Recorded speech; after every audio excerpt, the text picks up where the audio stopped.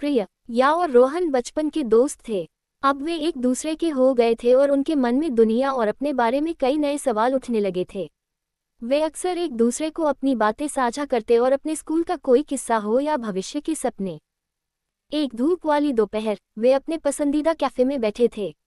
बातचीत करते करते वे उन बदलावों पर आ गए जो उनके शरीर और भावनाओं में आ रहे थे।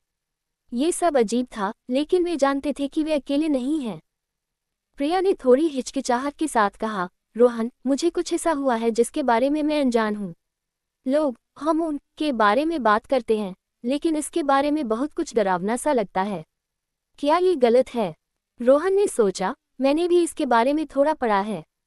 उसने कहा, प्रिया, यह एक सामान्य शारीरिक क्रिया है, कोई गलत बात नहीं है। खुद को जानने और तनाव कम करने का एक तरीका हो सकता है। प्रिया को थोड़ी राहत मिली, लेकिन अभी भी उसके मन को शांति नहीं मिली। क्या ये कोई नुकसान तो नहीं है? और हम इसके बारे में सही जानकारी कहाँ से प्राप्त कर सकते हैं? उन्होंने महसूस किया कि किसी विश्वसनीय स्रोत से जानकारी लेनी चाहिए।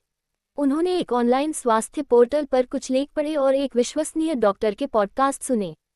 इससे सीखा कि हार्मोन कैसे काम करते हैं और कई बातें, जैसे तनाव कम करना, बेहतर नींद और अपने शरीर का समझना। लेकिन उन्होंने ये भी सीखा कि किसी भी चीज़ की अति बुरी होती है। अगर यह किसी की दैनिक गतिविधियों में बाधा डालती है और कोई व्यक्ति अपराधबोध या शर्मिंदगी के साथ करता है, तो यह एक समस्या बन सकता है। सबसे महत्वपूर्ण बात जो उन्होंने समझी वह थी संतुलन। एक स्वस्थ यौन जीवन का मतलब है अपने शरीर को सम्मान करना, अपनी जरूरतों को समझना और यह सुनिश्चित करना कि कोई भी गतिविधि आपके शारीरिक या मानसिक स्वास्थ्य को नुकसान न पहुंचाए। उन्होंने ये भी सीखा कि स्वस्थ आदतें कैसे बनाए रखें, अपने मन को शांत रखें, अपनी भावनाओं को समझें और यदि आवश्यक हो तो किसी विश्वसनीय व्यक्ति से बात करें।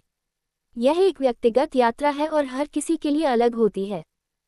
प्रिया और रोहन ने महसूस किया कि जानकारी शक्ति है।